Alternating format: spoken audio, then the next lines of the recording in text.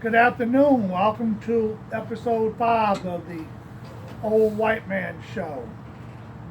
I call it Old White Man Show because I'm old, I'm white, and I'm a man. Plus, old white man. Uh, Doing this show, what I do is I talk a little bit about my history, help formulate my views, and then some of the current topics that's going on today. Last week I was talking about, I lived in Abita Springs and how things was there. When we moved from Abita Springs, we moved to Kendall, Louisiana. And I went to junior high there in ninth grade at Kendall Junior High, which was a school kind of unique because it's right there next to the river, across from the levee. So we got to watch ships go by. We wasn't too far from the airport, so we had planes go by. We had a train across the street, so we had trains go by.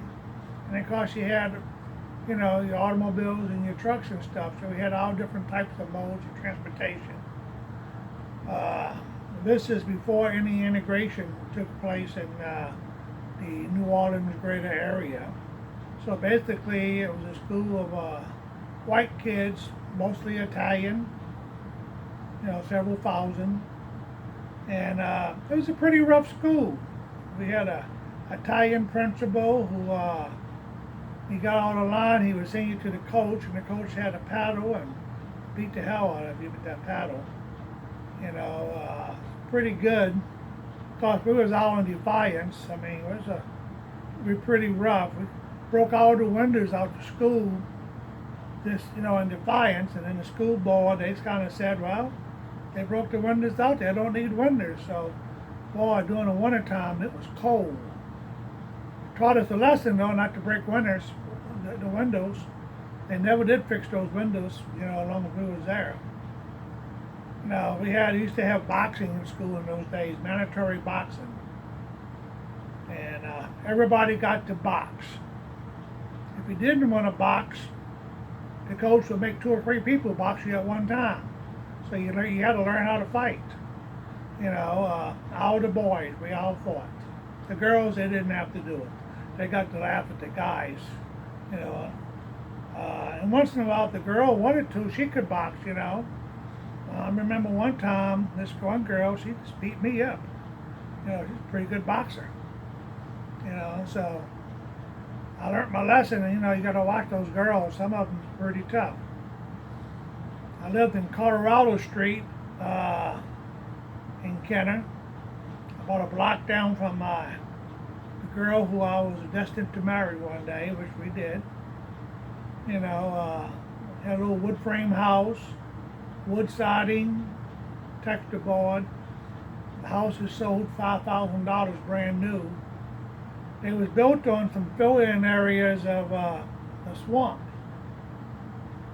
And as you walked across the ground would move up and down, up and down. And you just watch yourself like that, and we wonder, wow, that's very unique. Watch me go jump in the yard, and you jump and the ground go up and down. Wasn't too many years after they built those houses that the foundations gave away. And some of those foundations had 18, 24-inch slants in those small houses. They just, they was really bad. They didn't put no columns down. And the last time I went there, that neighborhood's still like that. Just a poor white neighborhood. But we had a lot of fun. Ran the streets. We did what we needed to do. They built a McDonald's there about 3 miles away, so we would run up to McDonald's, and that's back when hamburgers was 19 cents.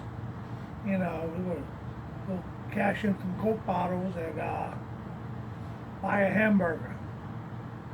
If you was rich, you could take $1, take your girl on a date, and get change back. Take her to McDonald's, get burger and fries, and get change. We've done that many times too. It was fun growing up in those areas. We didn't realize that we was poor We just knew that we didn't have all the stuff that some of the other kids didn't had, you know. And every once in a while, people would come by and they would drop off groceries and stuff like that. People would help people. You knew who needed help, and you went out there and you helped them out, you know. And I reckon that's the way the community was. Everybody kind of took a little interest in it. There wasn't any air conditioning, so you stayed out the house as much as possible. After they invented air conditioning, everybody started staying inside the house, so nobody knew what they was doing. You know, but today, if you really want to get to know your neighbors, turn off your air conditioning and go outside. Walk up and down your street, sit in your porch, talk to people. It's really good to do. It's something that everybody should do. You know, it's no hotter today than it was, 60, 70, 80 years ago. It just seems hotter because you talk about it more. Back then, we just got out. But Kenner Junior High was a good school. A lot of fond memories there. A lot of experiences. Met some real good friends, lifelong friends. Had a great time going there, and I think we all got those memories. And those are the years that you start to formulate what you are. What you're going to be for the rest of your life, your early years. You get to become who you are. It kind of brings us to what we are today.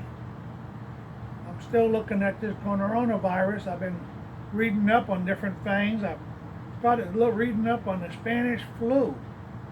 I'm saying, well, how did they handle the Spanish flu that was affected, 40, 50 million people died, and 1/3 of the world's population was infected. What did they do to get rid of the Spanish flu?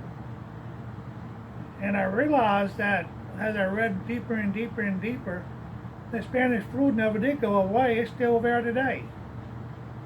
And by the way, the Spanish flu, the first known case, was at a military base in Kansas. So why we call it the Spanish flu, I don't know. Maybe Spanish people had a harder time with it. The Spanish is blaming the French is blaming the British. Everybody was looking at the United States because we had the first case, but who knows? Anyway, the Spanish flu was a form of this H1N1 flu.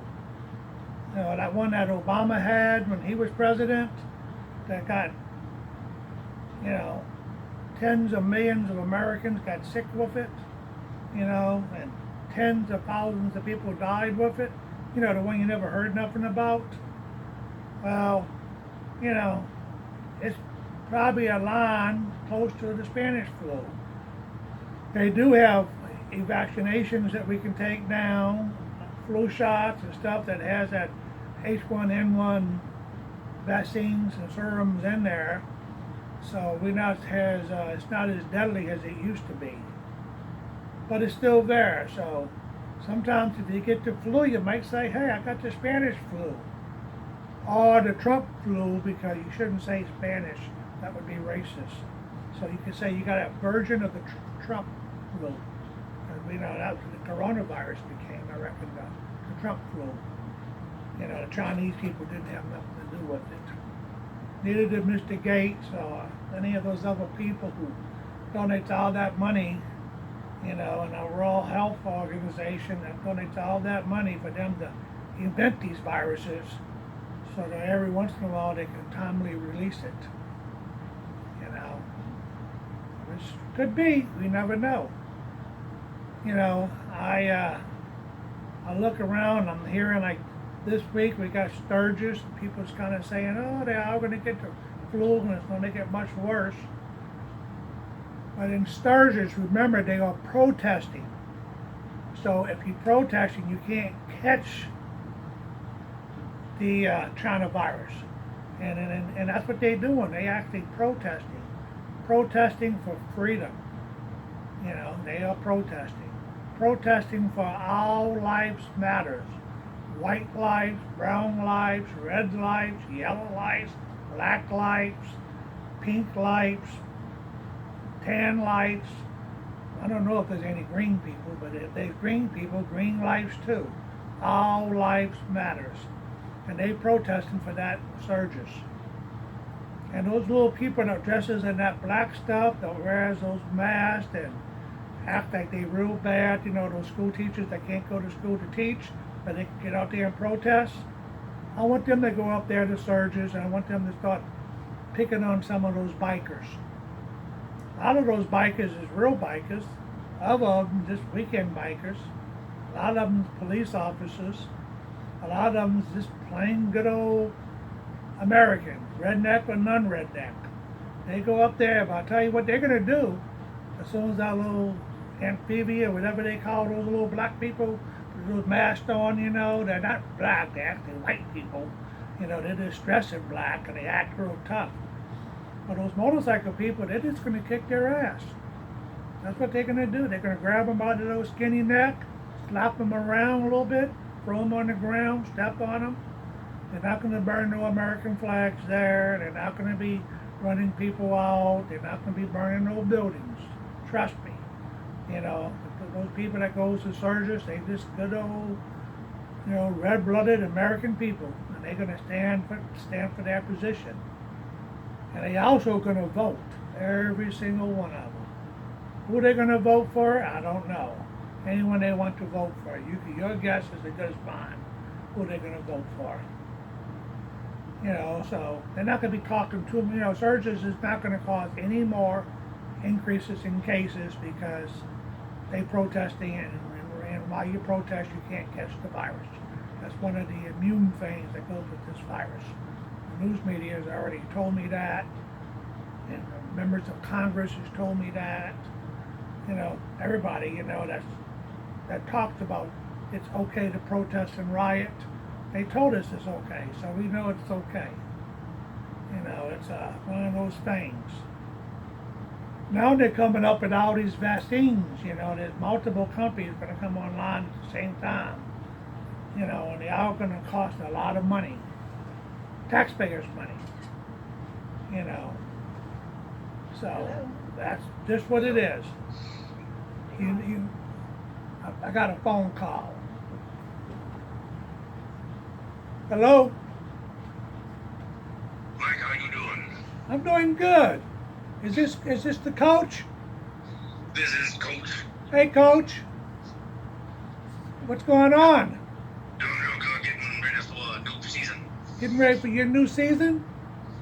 We're going to take the LSU Tigers. We're going to beat on Alabama real bad. Well, they may not want to play with this virus going on. Oh, they worried about the virus. No, Alabama. Alabama's definitely worried about the virus. Virus called N.O. Jerome. Yeah. That's a good virus. Yeah. That's pretty funny on there. I heard rumor that the virus started here in Texas, either by UT or Texas A&M. Let's say the Aggies probably did that one. They do that animal husbandry and all that stuff over there. They do. Animal husbandry, they do that. That's for sure. I watched that game where they played LSU in 7 overtimes. They won 3 times before they gave the game to A&M. What was up? What did you do wrong? I kept saying things to the referee and he didn't understand. He got angry and we would lose possession of the ball. So He got angry, you lose possession. It sure did seem that way. I mean, you guys was on the 1 foot line and y'all lose the ball. I don't know how you did that. The referee got in there and kicked the quarterback. He kicked the quarterback, huh? It was on the pile. Referee came in there and kicked the ball loose. Well, I had one of my state troopers whoop on him later. they must have passed it on because after that, those refs turned on the Saints too. I see them do the Saints the same way. Maybe they don't like Louisiana people. I'm sure that might be part of it. That might be. So what do you think about this Black Lives Matter stuff? The Black Lives Matter? Yeah. I got some various opinions on that. They definitely matter And not in the backfield, huh? That's right. I got no white fellas in the backfield. Okay. So that, I mean, when you say it matter more on defense or offense? Oh no, both backfields. Oh. Definitely. Oh, definitely. Both backfields, yeah. Okay. So, Coach, when I come down there, I want you to show me where you get those hot dogs that you eat. Oh, yeah, definitely. It's a nice little gas station by home. And, you know, they have the squirrel dogs, the gator dogs. You know, we got some Gatorland down there in Plaquemines Parish, so I'll be going down there pretty soon. You know, maybe we can get you some gator to make sausages out of. That'd be nice. That'd be nice. I can come up on my elbow from La Souche Parish, and we can have a good time. Okay, well, you're pretty close to us, so good. Okay, Coach, I'm going to let you go. I'm on this podcast doing this show.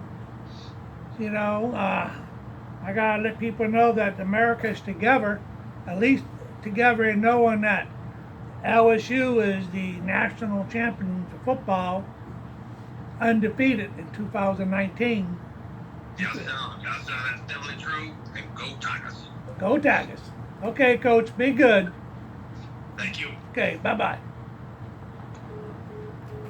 Oh, that was the coach. He called in. He kind of likes this LSU plug at the end of the show, you know. So, anyway, this end this podcast with the idea that we can all agree that LSU is the national champion of the college football world for the year 2019. Good. Have a good week. Bye-bye.